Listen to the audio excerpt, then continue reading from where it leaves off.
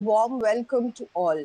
Thank you for joining us for the 5th webinar of this series as a part of Zootopia 2021 Open Design Competition. The Central Zoo Authority, in collaboration with the Atal Innovation Mission NITI Aayog, launched Zootopia 2021 in an attempt to involve the young creative minds of our nation in developing an interpretation center for an Indian zoo. The series of webinars and panel discussions with subject matter experts have been planned to spread the importance of zoo design and planning in the field of architecture, planning, and design, and also communicate the need and importance of a holistic view and a multidisciplinary approach. Today's sessions are dedicated to understanding the linkages that can be drawn between heritage and nature interpretation in a zoo. Our presenters for the evening are Dr. Nilkamal Chapagain of Ahmedabad University, Dr. Shikhar Jain from Drona, and Mr. Siddhanjan Rai Chaudhary from banglanatak.com. To start the session, I would like to invite Dr. Nilkamal Chapagain. He's an architect and heritage professional and currently the director of Center for Heritage Management, Ahmedabad University. Recently, he has been engaged as a part of the team offering online courses for UNESCO, the Sustainable Heritage Management Foundation program of UNESCO Bangkok, and the Intangible Cultural Heritage Living Heritage Unit of UNESCO Paris. He serves as an editorial board member of the Journal of Heritage Management, as an executive committee member for the Association of Critical Heritage Studies, and as an executive board member of the Asian Academy of Heritage Management and a bureau member of the Asian Pacific Higher Education Network for Intangible Cultural Heritage. His publications include a co-edited volume with Dr. Kapila Silva on Asian Heritage Management, Contexts, Concerns, and Prospects, and 3 volumes of a series titled Reflections on the Built Environment and Associated Practices. Over to you, sir. Thank you, Dr. Gauri. Good evening, everyone. Thank you, the organizing team, for this wonderful opportunity. Thank you particularly, Dr. Sonali Ghosh, for this invitation. Without further ado, let me share my screen. The topic today is very interesting. It is interpreted as intersections of both the cultural heritage and natural heritage, and also the implications for architectural design, because as I understand, this is a design competition for students of architecture planning and several related disciplines. So I would like to touch upon the principles of heritage and nature interpretation, and what are the implications for architectural design. Do you see my screen, and am I audible well enough? Yes, we can. Okay, yes, sir. Thank you. Thank you. So when I first heard about this Zootopia 2021, the first thing that came to my mind was this movie that I watched almost 2 years back with my son. And I really enjoyed the movie. Then the idea about this Zootopia was also very fascinating. And I could sort of draw the parallels here through the idea of interpretation. In fact, this week, in preparation for this particular session, I watched this documentary that is available on YouTube about the zoo that is at the focus of the competition today.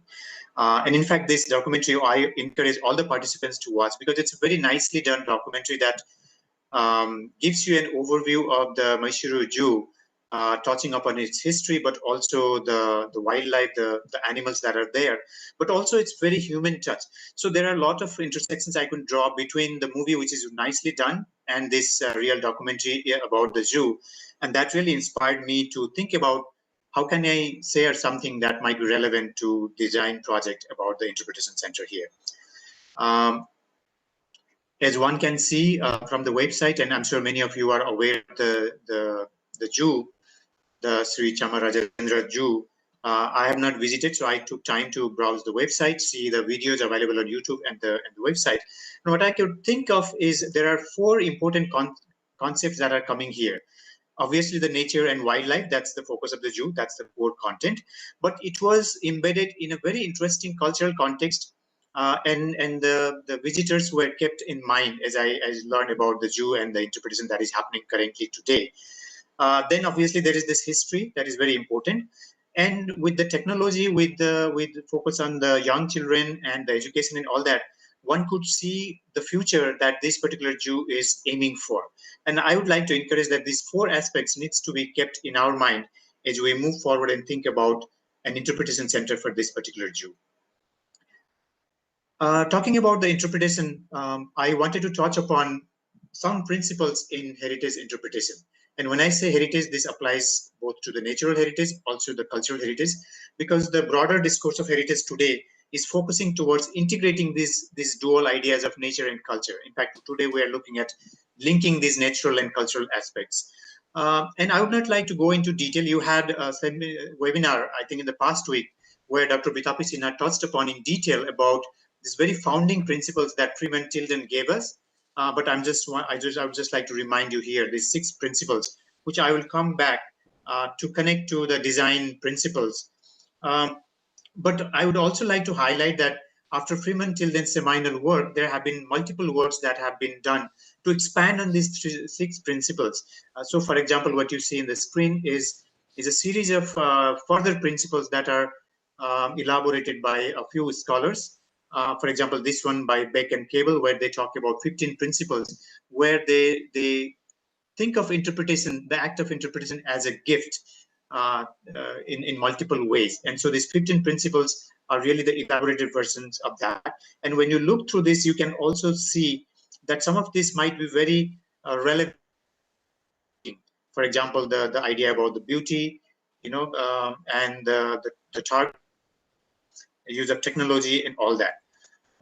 But as a heritage professional, I would like to draw your attention towards a very interesting charter that ICOMOS, the International Council on Monuments and Sites, sort of the cultural advisory body to the World Heritage Convention, they came up with a charter on interpretation and presentation of cultural heritage sites. So even though this is more on cultural heritage sites, Freeman Tilden's principles are more on the natural heritage sites, the nature interpretation, but one can see the parallels, one can see the intersections between the two. And if we look at the definitions that this cultural heritage charter, the ICOMOS charter, refers, there is a definition about interpretive infrastructure. And I think this is important for us to keep in mind when we think of interpretive infrastructure. It refers not only the installations, but also the facilities, which includes an interpretation center in a zoo or a natural park or any other areas. And therefore, I wanted to highlight that the cultural heritage interpretation charter does refer to these concepts. And there are 7 principles this particular charter highlights. I'm not going into detail of each one of them. For example, the first is access and understanding, which reminds us to think about any interpretation, whether it's activity or an interpretation facility or a space, has to have access both in physical terms, but also in terms of social and cultural access, which should facilitate understanding. The information needs to be valid, which also is emphasized in other principles. What I wanted to touch upon the setting and context, the third principle, which really is important in an architectural design, which as an architect, most of the designers obviously would be familiar. But this charter goes on elaborating what it means to look into the setting and context when we're looking at interpretive practices. And so I would encourage you to look into this, where the setting and context is important, not just from the design point of view, but also bringing in the relevance of the cultural heritage into the design of an interpretation center in a zoo. So this is one way that cultural heritage of a site might be very important while designing an interpretation center in a zoo. And obviously, as I mentioned before, this particular zoo in Mysuru has a very significant both historical and cultural, also an overall landscape context, and that needs to be kept in mind. This charter also talks about authenticity, which becomes very important in this particular design exercise, where there are numerous heritage structures. And when we talk about heritage structures, the historic structures, authenticity is a very key term that comes, which reminds us how much shall we change, how much can we adapt, and in what ways should we adapt. What from the history should we retain, and how do we interact with the history? And there, this particular charter reminds us to refer to the NARA document, which actually elaborates the concept of authenticity in multiple ways. Authenticity is not just in the fabric or the material. Authenticity is also in the use, in the cultural context, in the intangible practices, and so on. I'm not going into each of the points, but I just wanted to remind you that there are multiple sub-points mentioned under this principle number 4. And then principle number 5 talks about sustainability, which again you can connect to the Mysuru Zoo, where the sustainability has been an emphasis given in its practice. Inclusiveness, again, the other natural heritage interpretation principles also highlight, and research, training, and evaluation obviously becomes a part of a zoo design and interpretive design. There are also some other sets of standards and practices which allows us to aim for a certain kind of a standard in our design. Obviously, these standards are meant for the interpretive practices, the activities, but the same can also be connected to the design, architectural design. So I would encourage the young designers to also consider these practices which aims to make the interpretive practice as a best practice. To your attention, I would like to draw your attention to two particular points from this. Out of all these points that is in this particular document. One is audience involvement. This is very important. And there are steps that needs to be practiced to make audience involvement more meaningful. And that qualifies an interpretive practice to be a best practice. So as a designer also, this would be an important thing. The second important thing is the visitor experience. The entire motive of an interpretation center is to create a space where visitors enter, engage with the space, the exhibits there, but through that get an window, get an access to the entire zoo. So how do you facilitate that? How do you create that interest? How do you implement the interpretive practices through your architectural design?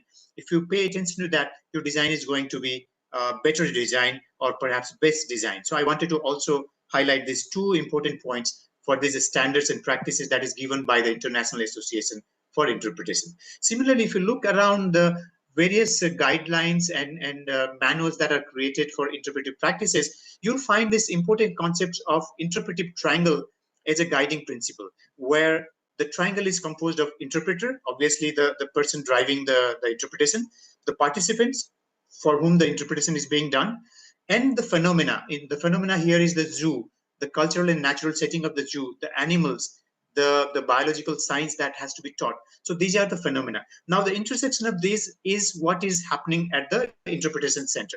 So your interpretation center design should, based on this particular principle, this triangle should be a guiding triangle to your program design, your architectural design, and all sort of that thing. So I wanted to also remind this, and this is available in multiple guidelines that are available.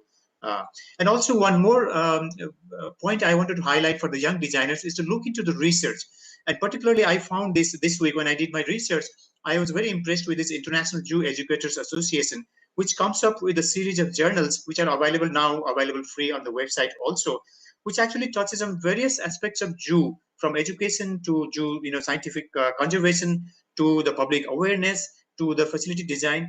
What I noticed was the design aspect in terms of architectural design is touched very less, but as an architect, one can read different articles there and draw relevance. So I would highly encourage the young designers to look into these resources to understand what really happens in the zoo and what needs to happen in the interpretation center, so that the interpretation center becomes a window to the broader thing that the zoo has to offer to its visitor. So therefore, the architecture of interpretation center should be based on these ideas of the principles of interpretation that is given by Tilden and other scholars, as well as the principles that is given by the ICOMOS Charter.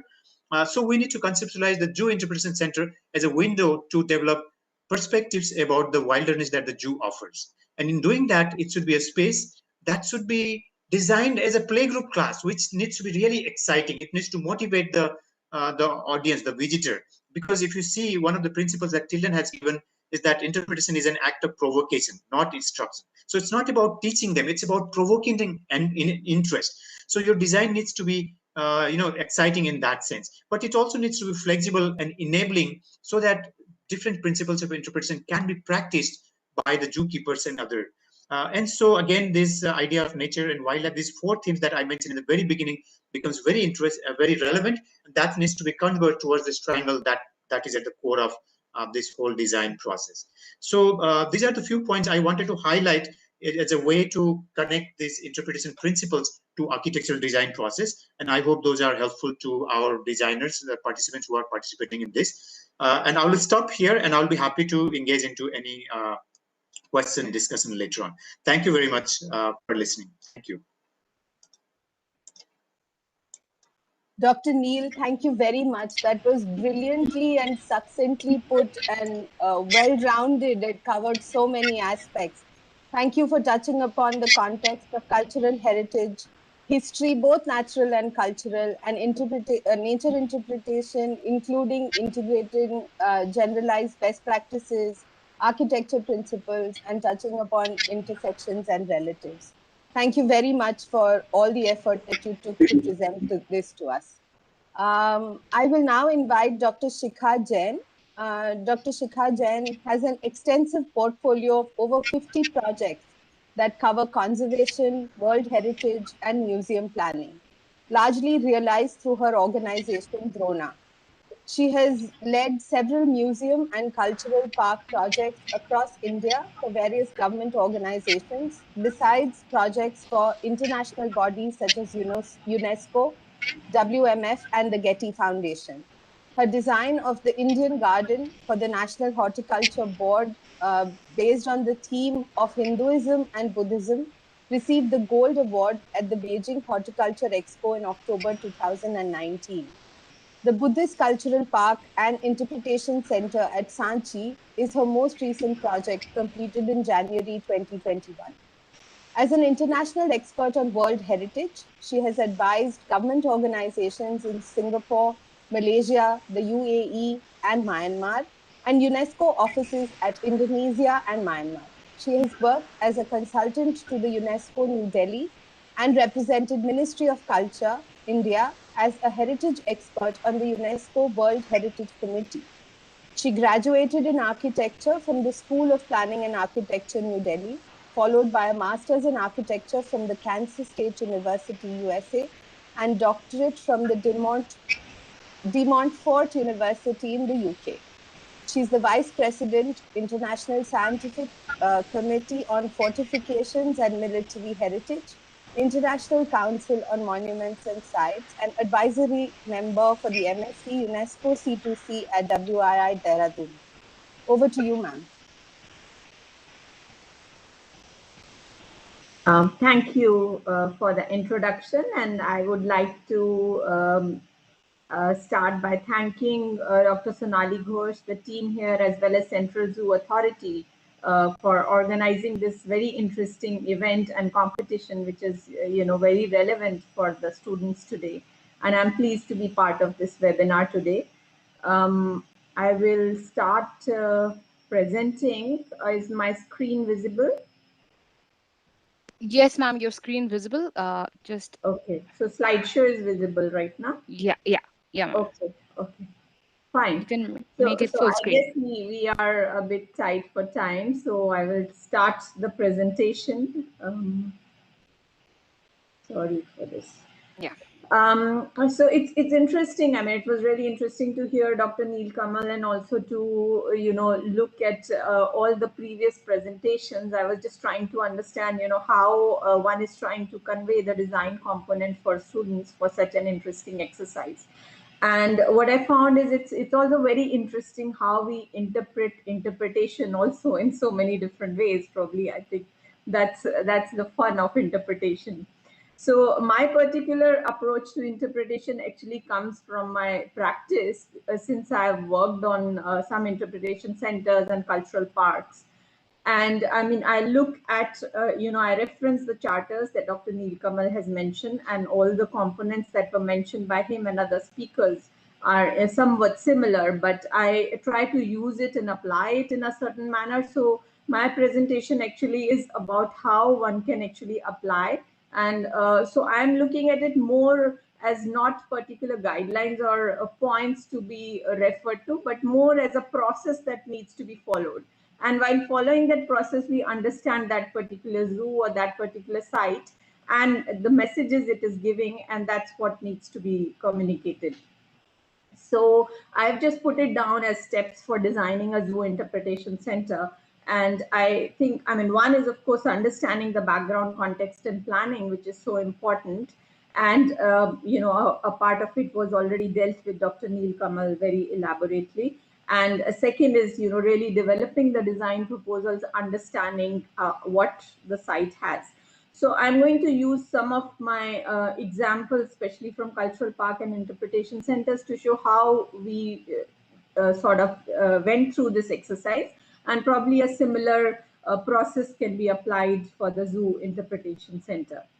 So to begin with, I wanted to explain that interpretation center, like this is for the students, it's not an independent structure that has to be designed and it needs to communicate everything that the zoo has. But interpretation per se is something that is spread throughout, the site for any particular master plan was already explained in one of the earlier webinars, but we need to understand that as part of the zoo master plan, there has to be an interpretation plan. And this is an example of a World Heritage Site where under the management plan for Jantar Mantar Jaipur, which is also a very difficult site really to interpret, we also looked at preparing an interpretation use and visitor management plan. And we referred to, of course, the ICOMOS Charter for Interpretation.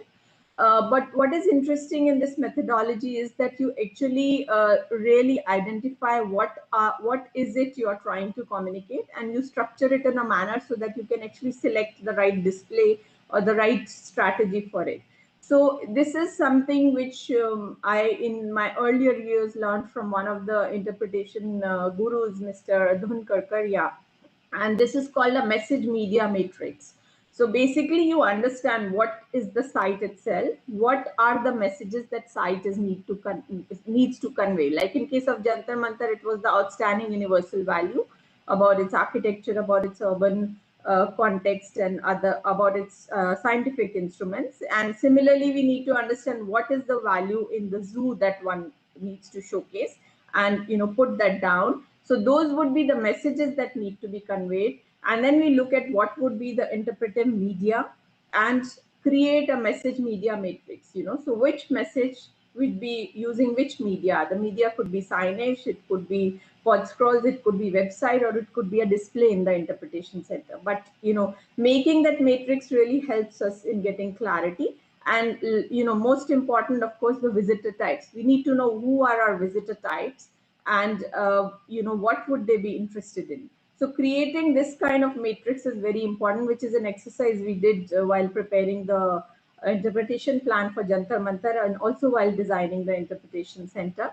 So we could really see what was already covered in website, pod scroll, signage, tours and trails, and events and outreach, etc., and what needs to be there in the interpretation center. Of course, interpretation center also, which is called visitor center or orientation center, needs to have all the information. So if I am, as a visitor, I am going, I need to know the layout of the place, I need to know what all events are happening there, what all social media aspects are there. So this is a place where we need to have everything, as well as the complete understanding of the site.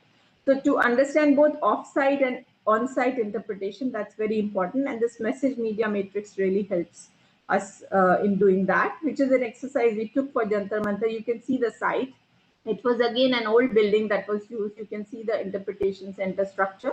It was not, it was actually a building that was made in the 1970s, so not very old, but it was picking up from the architectural style of the surroundings. So it did not, really stand out as anything different from a heritage building. And this structure was used for an interpretation center. It was a very small structure, but we had, like, at the entry, we would have an interactive, which is giving us all information about, the plan itself, the history of the place, how it was designed by Sawai Jai Singh, and, all these aspects, and also the various scientific instruments it has, and the functioning of the instruments, which is, quite challenging to understand. At the same time, it had, a small auditorium with an audiovisual show. So even taking design elements from the Jantar Mantar instruments itself, we could create this design. And these are the astronomical instruments which Jai Singh himself collected, but they were just lying in a store for a long time. It's only when the interpretation center was being made that these were brought out, and these are 18th century instruments that he used to study. And the tables and telescope, that he used, and the tables that he got prepared by Jesuits and Qazis, as well as Pandits. So he was consulting everyone. And we found an old painting of his where he's consulting a Jesuit, on making the tables. And this, what you see on the right, is are three hyper real mannequins. So using those that painting, we actually recreated the whole scene, so one could understand how he was actually using and preparing these tables. And these kind of hyper real mannequins can also be created for animals. They look almost real, and actually it gives a very good connect to the visitors who are visiting. And beyond that, the interpretation center as well as the site, of course, needs to have more interactive maps and trails, and that stands even for zoos. So, the various trails that exist in zoo needs to be communicated, and the signage that would, should be using organic or traditional materials, or those that blend with the zoo or the forest environment. In this case, you can see we are using the local sandstone, which is typical of the heritage site there. Another aspect, when we are saying of messages and stories, it's very important. And from my experience of working in the city palace Udaipur, since whether it's zoological gardens, botanical gardens, or museums, it's really during the British colonial period that all these emerged across India, and these had royal patronage. So even with the Udaipur Maharanas, we see that the association with the flora and fauna, of course, how they used elephants and horses. But what we also need to understand is that particular association with horses, which continues even today as the Ashwa Pujan, and how this particular aspect is showcased in the museum itself, showcasing the jewelry that the horse would be wearing, or that they would be using for the horse. This is one of the displays from the museum, but at the same time, this is actually a living heritage museum. So even till today, they have the royal stable that continues to be maintained in this museum. And the visitors can actually, when they come, they actually see the horses in the stables. So it's a rare case, because usually museums just have static artifacts, but this is why they call themselves Living Heritage Museum. And I wanted to show you this example because this is shows how animals are still, that long association still continues in terms of the cultural values associated with it. So moving on to my second part, which is really developing design proposals. So after understanding these messages and the stories that are related, so even stories linked with the flora and fauna and people are very important to communicate in case of a zoo. But we can sort of look at what are the key points. We, of course, first need to work out a layout for the interpretation center. And this is an example from one of the 3D complete walkthrough, immersive walkthrough that we created for Rajasthan State Archive. So you can actually walk in the entire area, like 3D walkthrough, which is also available on their website, and you can actually pick on any artifact and read the details about it. And this is something like creating it for a zoo with drone imagery and having it right in the interpretation center would be, an excellent thing to do. But of course, you could have static maps, like in this case of the Buddhist Cultural Park, you can see the layout and also the interpretation center. But having the first point is like having an orientation is very important, what we are going to see in the entire site. So you need to communicate it, whether it's via static thing, via model, via 3D model, or via an interactive. But that is a key component. And of course, there could be other interactives to support that, different animals in the zoo or how they behave. There could be interactives about it and quizzes about it. This is an example from the John Marshall Museum and Buddhist Park, where we have this Buddhist interpretation center, and you can see the interior scene. And this particular holographic projection shows the reconstruction of the Sanchi stupa and explains to the visitors how the stupa was constructed in various phases by Ashoka. So this is just an example of the digital tools that can be used. Similar things can be used for, displaying lives of animals and how they behave, or how they are interdependent on each other. And this is an example, I mean, because of the way with the colonization, we were into this museum set and we had these static displays, which is now changing. So in case of Patta Museum, this is the existing display of taxidermy. They have a very wide collection. And now it is being, interpreted in different ways. So this is under process right now. The exhibit designers are working on it, where the complete explanation about the particular details of the fauna is also available. And then there are other digital tools that are being proposed there, or even a light-based diorama of jungle scenes that would interest and explain. But also, I mean, we need to know that visitor is the main person, we need to communicate with. So we need to connect, even for like kids, like can we beat a cheetah in the animal cycle race, or how do you weigh up to an animal? So actually doing that, because that would retain that knowledge would be retained in their mind rather than reading it somewhere as an information. So these kind of interactives is what one is proposing. And in case of Buddhist cultural park, we of course expanding into the park area. We had the Jivan Parikrama and Eightfold Path as interpretations, but also aspects like the Jataka one for children. So there were 8 Jataka stories that are actually displayed in these 8 squares, where kids can actually play around. There are different games created in each, and they learn, with a moral. And of course, Jataka stories are very well associated with animals. So these kind of, cultural stories where we have associations with flora and fauna are the aspects that we probably need to integrate in the zoos also now.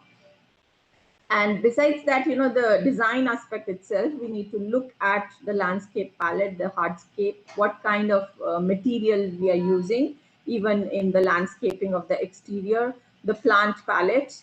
So even in case of Buddhist Cultural Park, even the plants that we selected, it was our landscape expert research, on how there is a reference in the Dhamma encyclopedia or other texts, Buddhist texts about Amalta Ashra, about the banyan tree. And these have QR codes. So the significance of each plant in the park is also clearly, accessible to the visitor.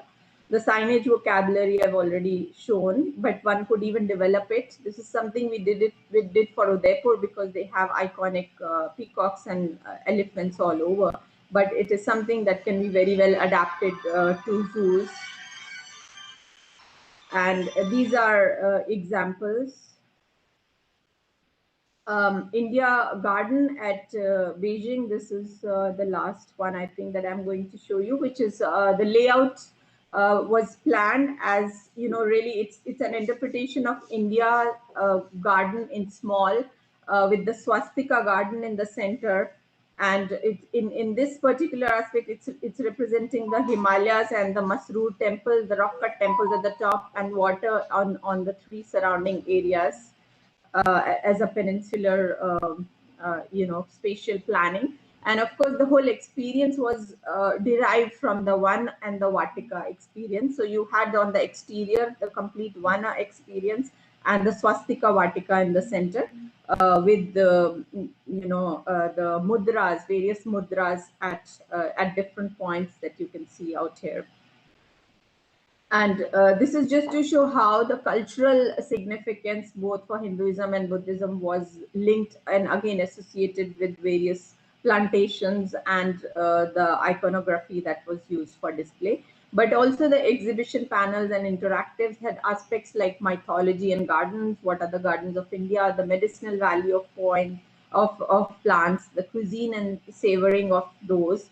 And water conservation. So in a similar manner, I feel for the zoo also, I mean, the associational values with our flora and fauna, with each kind of particular animal can be really highlighted, how it was in our particular cultural associations. That's very important, because currently we are just looking at the scientific information that needs to be provided. But our cultural associations with particular flora and fauna is completely lost. So probably that is one aspect one can look at. And just to conclude, I mean, these are some views from the Singapore Botanic Garden, where I was part of the advisory when they were nominating it for World Heritage. But they have a very interesting visitor center. You can see, I mean, though they have interactives and all, but even on the sides, you can see how the natural features are very, interestingly incorporated in the design. and similar aspects in from the Forest Research Institute, Malaysia, where also I'm advising on the World Heritage nomination. This just shows the complete map and guide of that entire area.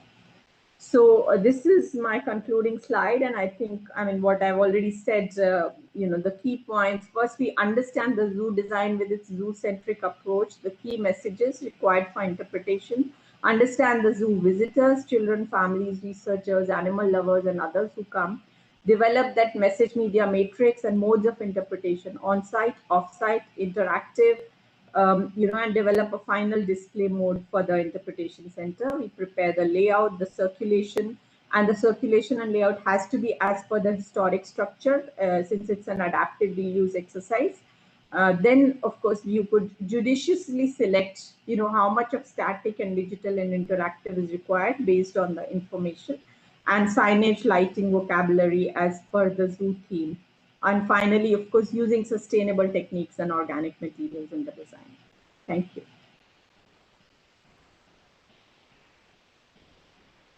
Thank you, ma'am, for your insights into the processes that need to be followed, touching upon all aspects of interpretation in the context of messaging and value, media and inclusion of history, cultural heritage stories, materials, props.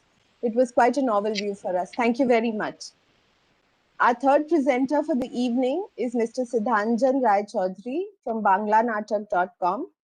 Mr. Sidhanjan Rai Chaudhary is a graduate in civil engineering with a master's in rural development and is currently working as the general manager in banglanatak.com. During his journey, he has worked extensively for social and economic development of the intangible cultural heritage bearers, conducted research on art forms and community, designed capacity building programs for the artists, and has been involved in heritage management and cultural tourism development. He has also been involved in the development of 15 community folk art centers and community museums at different art and culture villages of West Bengal. One of his key strengths is event management and has organized various festivals and events across India. His hobby, as a hobby, he loves writing poetry. Welcome, sir, and over to you now. Am I audible? Yes, sir. Okay. Thank you, Central Zoo Authority and Sonali Ghosh, and I'm very happy to be a part of this webinar. Happy Biodiversity Day to start off. A very good evening to everyone. My presentation will talk of how animals and birds have been an integral part of our ICH and how those can be part of the Zoo Interpretation Center. Animals and birds have always influenced art and culture of the communities as they have coexisted for thousands of years. Sir, would you like to share your screen? Is it not shared? No, sir, not yet. Okay.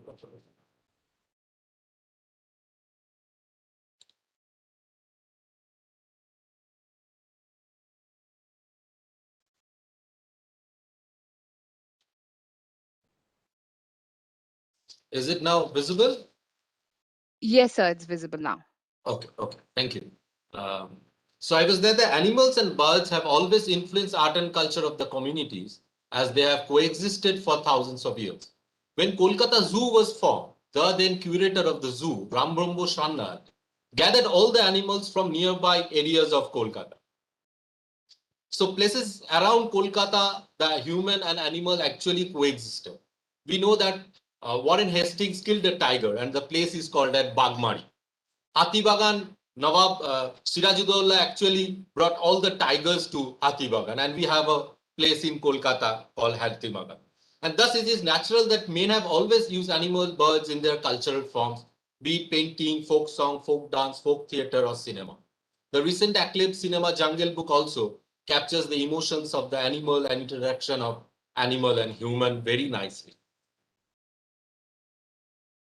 I was thinking that which is the most common animal we found in folk traditions. And as Shikhar was also showing various slides, and it is actually the elephants, I think, is most commonly used in most of the art forms that we see. Because it is found all across India and also because of its relationship with Lord Ganesha.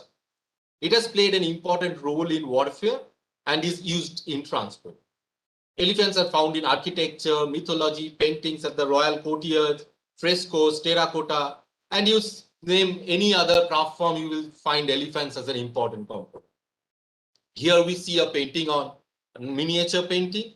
We see an elephant painted by the Madhubani painters and one Sabai grass of Purulia region of West Bengal who have made this beautiful elephant head. One of the popular Bengali rhymes says, চাঁদ উঠেছে ফুল ফুটেছে কদম তলায় কে হাতি নাচছে ঘোড়া নাচছে সোনামণির বিল. So it is the day when the girl Sonamoni is getting married, and along with the moon, the flowers, it is the joy time for the elephants and horses. And then after the elephant, I was thinking which is the common bird, and no doubt that peacock stands way ahead of others, having its place as the national bird of the country. So it is not found in all parts, but due to its magnificence, it has found a place in folk forms of the country. Peacocks symbolizes vision, self-expression, spirituality, awakening, integrity, freedom, guidance, protection. Here we have given some examples of peacock painted in Madhubani painting. We have given a pottery and a dokra. But peacock is found, I think both painting peacocks are found in abundance also.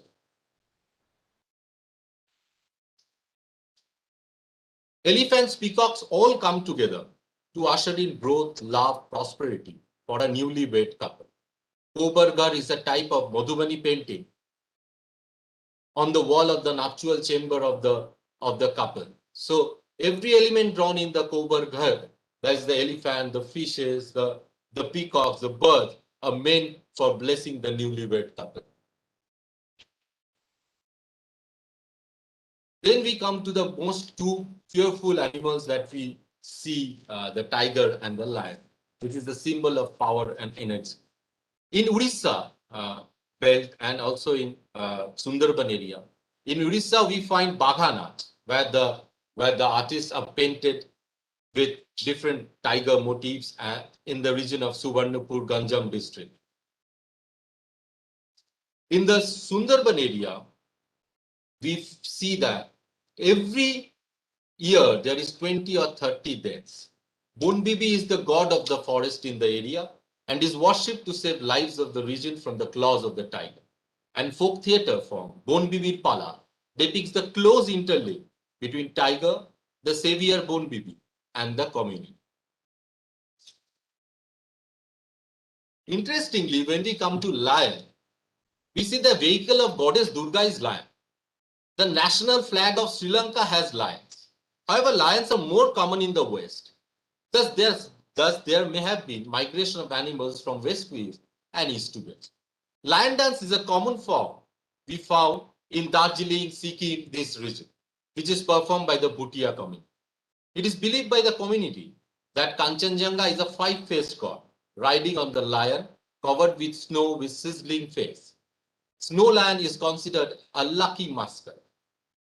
Lion is one of the most used characters in the martial art dance form Chou, practiced in the Purulia region of West Bengal. Chou dancer, late Padmashri Gambhir Singh Mura, used to spend hours in the jungle seeing the movements of the animals and imitated them in the style of Chou dance. The Chou dance, the marks that are used in Chou dance are made in a village called Chorida, which is also in Purulia. Let us see a small glimpse of the dance drama Mohishashur Mardini, where goddess Durga, along with the lion, kills the demon.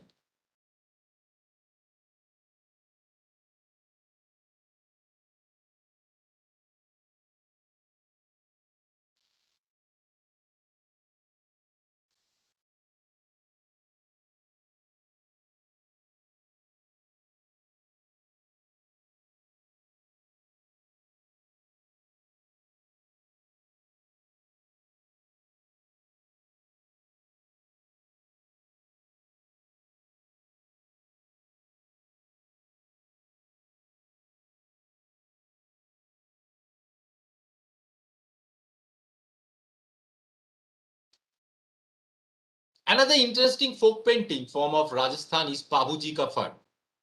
The painting shows many animals, mostly used in warfare. It is a religious scroll painting depicting the heroics of Pabuji, the Rathore Rajput chief.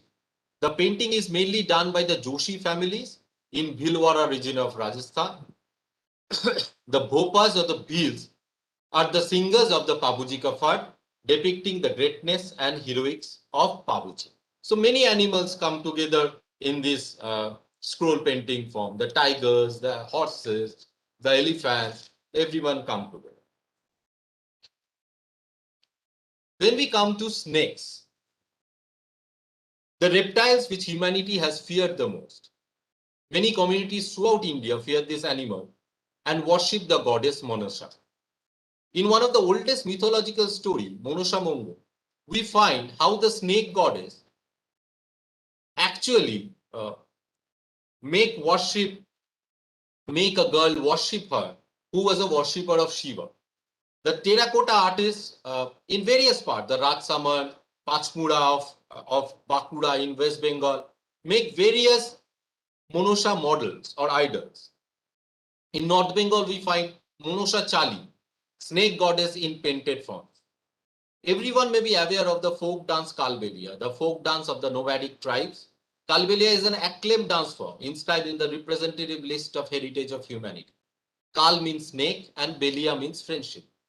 The women of the community dances imitating the movement of the snake, and the man plays the traditional instrument called pungi.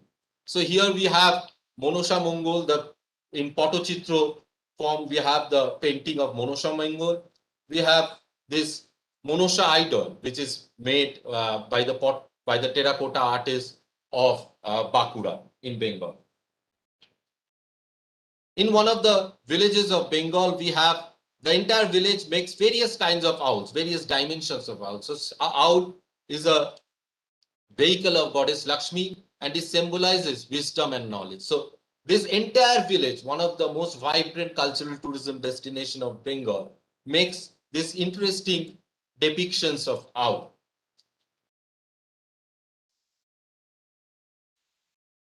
Then we come to the aquatic animals, the fish. Fish is represented, I think, in most of the mythological stories, dramas, in various folk forms, and is considered a symbol of good luck. In Bengali wedding, we see the gifts gifted from groom's family to the bride, wishing her happiness and a successful marriage. Various craft items are developed with the fish motif. Here we have dokra, we have sikki, we have katha embroidery, which also depicts fish, and we have a wooden mask. The artists make wooden masks in Kushmundi of North Bengal, who also makes different kinds of fish. Animals in folk songs, I think, is a very natural thing. Wherever there are animals in the north part of Bengal, where there are many elephants, we see that elephant is an important component of folk songs of Bhavaya. We also find animals in Gwalpariya song of Assam. So in the northern part of Bengal, Assam, elephants is an important component in folk songs.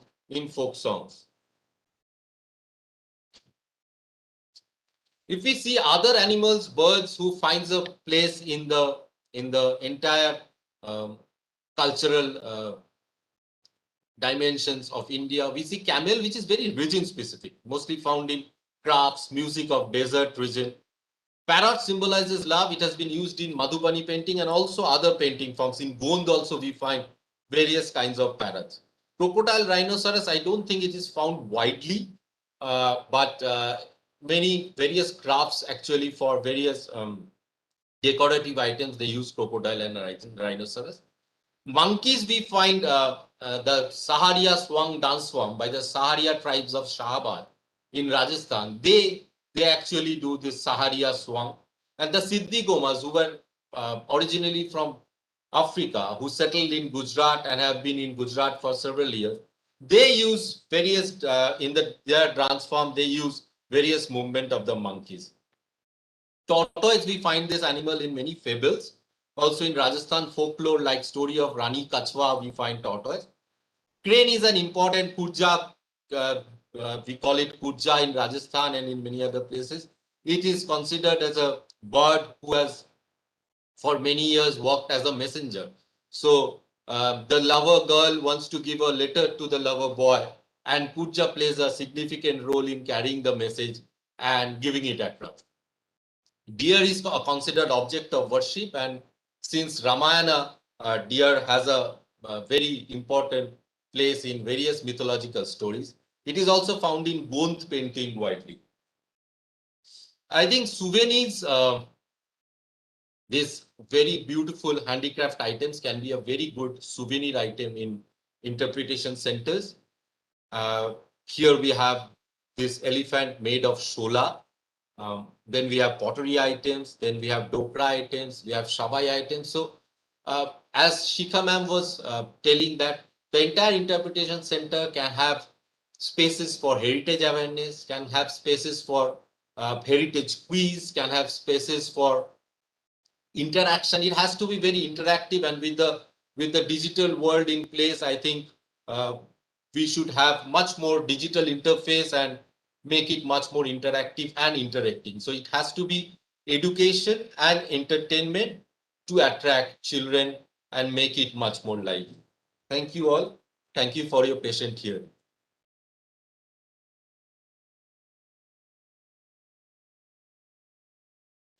Thank you very much, sir, for this wonderful presentation that showed the deep connect that animals and nature have had in our cultural and folk representations across India.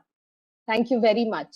Thank you. I will now open the platform for a panel discussion where we'd like to have insights from all our three expert speakers today. And I will pose a question first, and if we can have everybody comment and give their views on this, we would appreciate it. The first question that I'm posing to the panel is that there are several zoos in India that started as royal collections beginning in the mid to late 1800s. We have the Marble Palace Zoo that was started in 1835. Mysore Zoo itself is one of the oldest zoos we have, beginning in 1892, to name a couple. The heritage connection in terms of structures within the zoo may still be quite significant. How do these zoos utilize the spatial connect and bring that into the element of nature interpretation centers?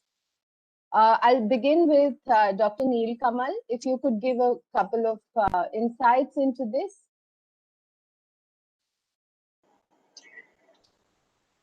Dr. Neel? Yeah. Thank you. That's a great question. In fact, the case of Mashiruju itself, the rich history it has, I think it connects very importantly in two ways. One is the rich history needs to be remembered, because if you go back to the principles of interpretation, this excites people. This makes the zoo, the content of the zoo, the people's love towards nature and what they have done in past relevant to today. So I think that legacy needs to be remembered. When we do justice to an existing historical structure, I think that not only contributes to the principle of sustainability, but also it connects to the connectedness, connecting to the people, but also encouraging them, exciting them. That was one of the principles. So, but then I think in terms of creating an architectural language, these existing structures also give us a kind of a design palette, like what Shikha showed, in terms of the signage design. So similarly, space design could be derived from that. So it has multiple aspects, and I think, and more than that, it also, in a heritage sense, it also represents how the nature and culture has been intertwined for very long. It's not a new idea. That's how I would respond to this. Thank you very much, sir. Dr. Jain, if you don't mind, could you turn on your videos, please? Yeah. Thank you.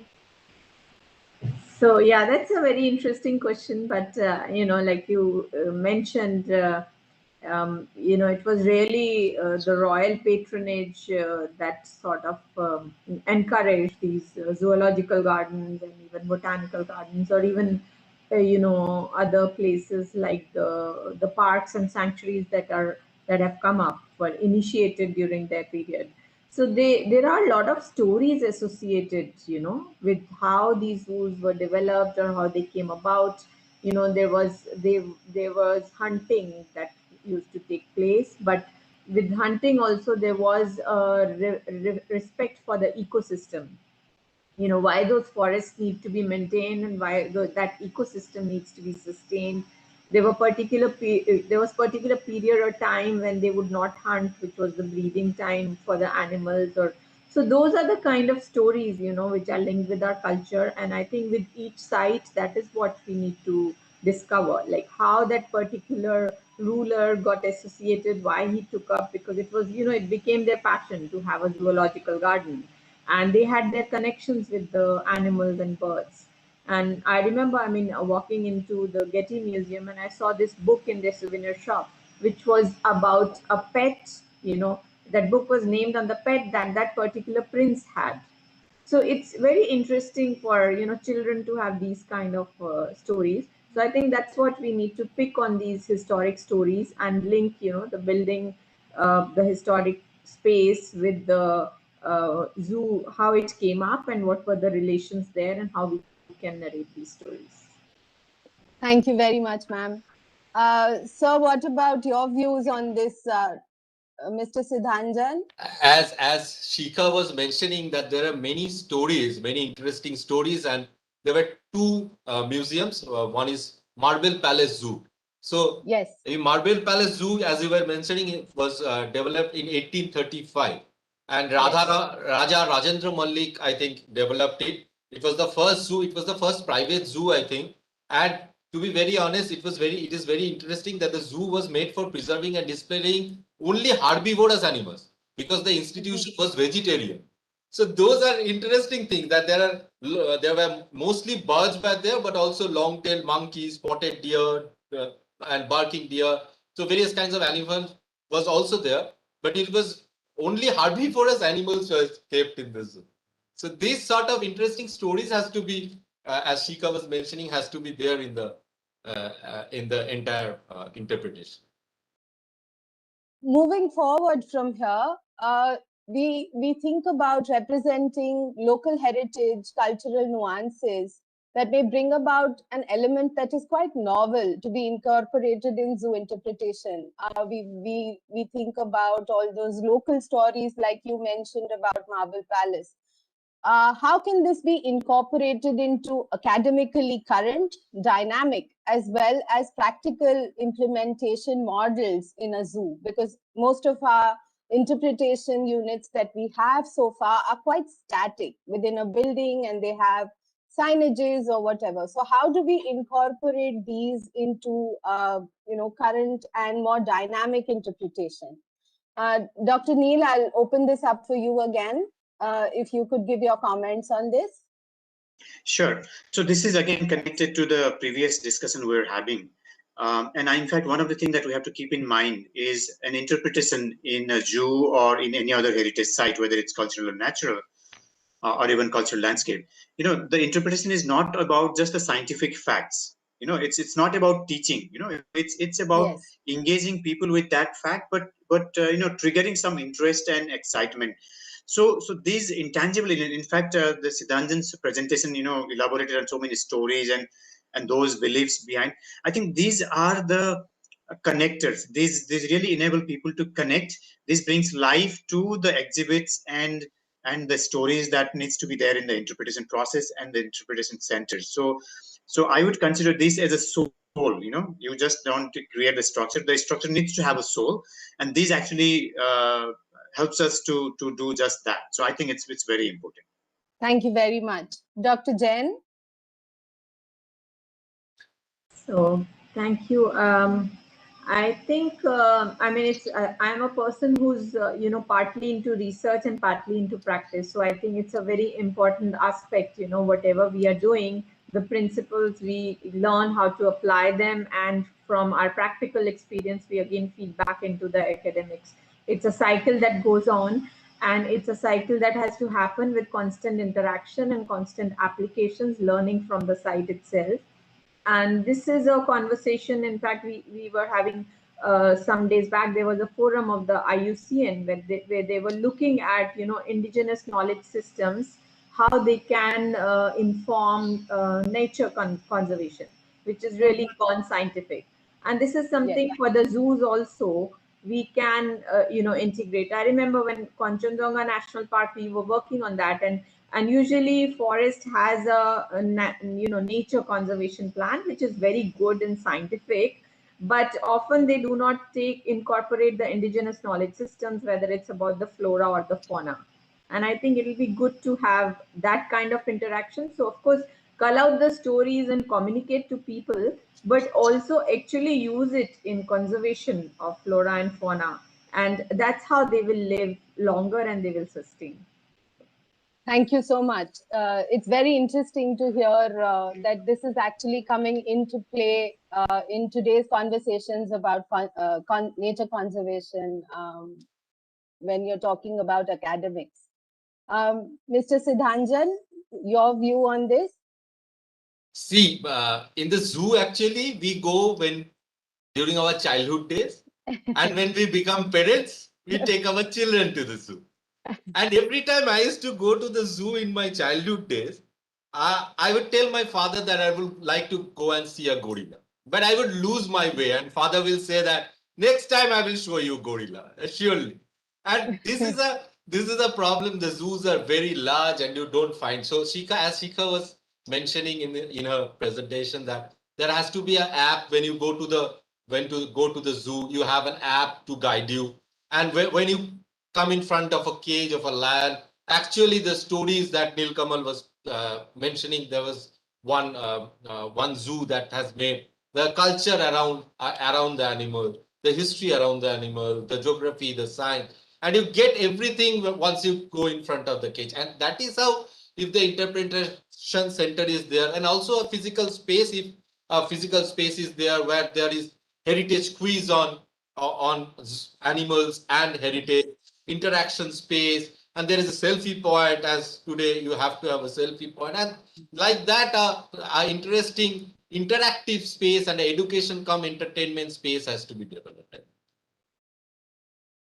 Thank you very much. To sum up, I think this has opened up a huge new sphere where we can bring in so much cultural, eco-theological heritage, stories, songs, so much folklore into interpretation, and make the whole experience more immersive, more holistic, more complete, and not just make it a teaching experience, but actually an immersive experience when people visit the zoo.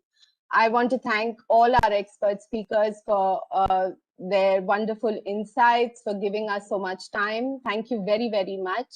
And we're slightly short on time, so I'm going to quickly request Mr. Jogeshwar now to make any housekeeping announcements if there are, and then steer a walkthrough through the competition website and application link. Thank you all very, very much for joining us today.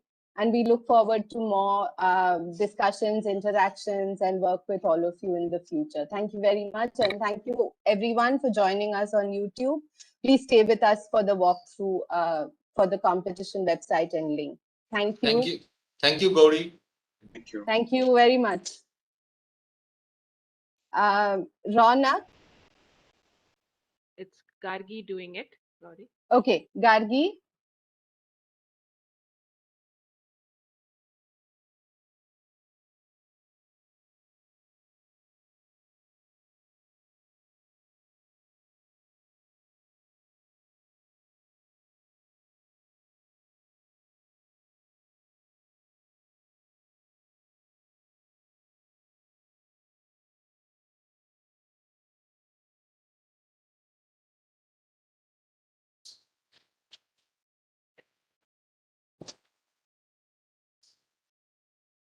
Gargi, we can't hear you.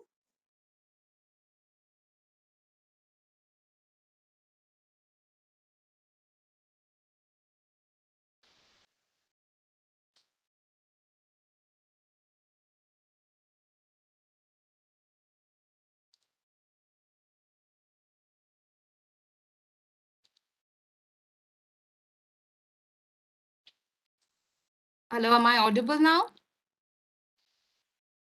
Yes, Gargi. Okay, perfect. So sorry for the issue. Okay, can you see my screen? Yes, yes. Please go ahead. Yes. So once you do the aim.gov.in, once you click the banner, it will take you to the official website, which you have already seen. So that aim.gov.in/zootopia.php, that's the official competition website of Zootopia 2021. You will see all the details mentioned here about a small brief, the criteria, and at the bottom, you will find these 3 tabs, the competition files. You will have all the files there, both for the Windows and the Mac. And you have like the details such as the images of the site, the existing floor plans, the sections, and the partial part of the master plan. Then in the guidelines, once you click the guidelines, you will see this brief where you have again the short background, the eligibility criteria about the channel and about the challenge and what are the things need to be submitted. Okay. So that's there. And for any kind of queries you have regarding this competition, please don't hesitate to share your comments, queries on this mail ID. We'll be more than happy to answer your queries. And the other part is like the apply now. So once you click the apply now, this whole tabs open up and you will have the register option where you have to register your category name, qualification, universities, and then you can log in and submit your entries. I could see many of you people are asking about what is the built up area. So if you open the PDF files from the competition files, there will be the building line. So the building line is actually the built up area, which will be actually the 10 to 15% of the carpet area of the existing footprint of the building. And yeah, and any kind of queries if you have, please again, I'm repeating again, please do not hesitate to send your queries on aim.challenges@gov.in. So that's where we are, and we all look forward to your interesting submission. And again, to remind you all, the deadline has been extended, as well as the registration also has been extended till 7th of June. So please don't be late and submit it as soon as possible. Thank you so much for joining today's session. Thank you, Gargi, and thank you everyone for joining us today. We look forward to having you with us for our next webinar sessions. They will be on our website. Thank you very much and have a good evening, everyone.